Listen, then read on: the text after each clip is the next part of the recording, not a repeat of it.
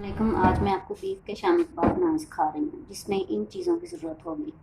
Beef boneless 1 kilo, चनों की दाल half के जी, सूखा धनिया 2 टेबल स्पून, साबुत सूरख मिर्च 20 अदद, नमक हस्बे ज़रूरत, ज़ीरा 1 टेबल स्पून, मिक्स गरम मसाला जिसमें काली मिर्च, दालचीनी, तेज़ पत्ता और ज़ीरा वगैरह शामिल है, 2 चम्मच लेंगे।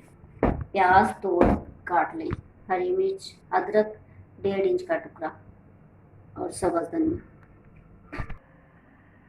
अब मैंने चूल्हा ऑन कर लिया। अब प्रेशर कुकर में मैंने 2 गिलास पानी डाला है। अब इसमें प्याज शामिल कर, अदरक,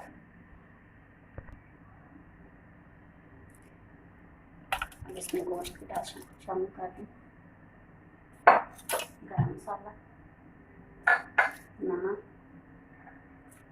साबुत मिर्च, सूखा धनिया और जीरा,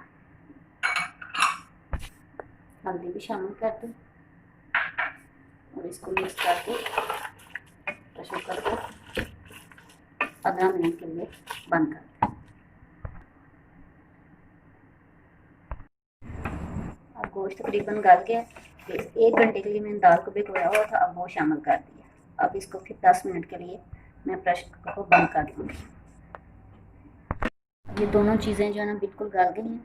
अब इनको मैं दूसरे बर्तन में निकाल के फिर अब पीस दूँगी इसको, और इसमें जो खड़े मसाले हैं वो इसको निकाल दूँगी मैं इसको।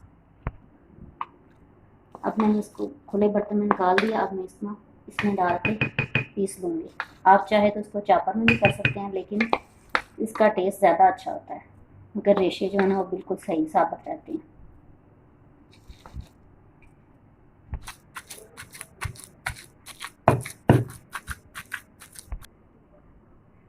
अब मैंने इसको सब पीस लिए। ये देखिए, अगर आप चॉपर से करेंगे तो आपके रेशे बिल्कुल पिस जाएंगे, बिल्कुल मैश हो जाएंगे। अब मैं इसमें हरी मिर्च और धनिया शामिल करने लगी। आप प्याज भी शामिल कर सकते हैं, लेकिन अगर आपने ज़्यादा देर रखनी है तो आप प्याज शामिल ना करें। इस तरह आप हाथ में रखें, जिस साइज़ के आप बनाना चाहते हैं बनाएं। इसके अंदर भी अंडा डाला जा सकता है और फ्रीज़ किया जा सकता है, लेकिन मैं इसको वैसे ही फ्रीज़ करूँगी। जब भी शामी निकालें उस वक्त अंडा लगाएं और उसको फ्राई करें।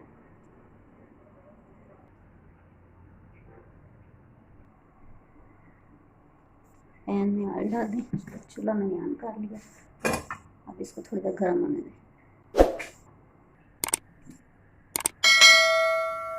गर्म हो गया,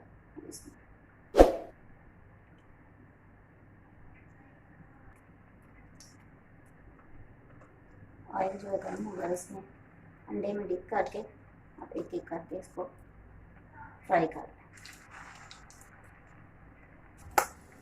इसको साइड चेंज कर दें, दोनों तरफ से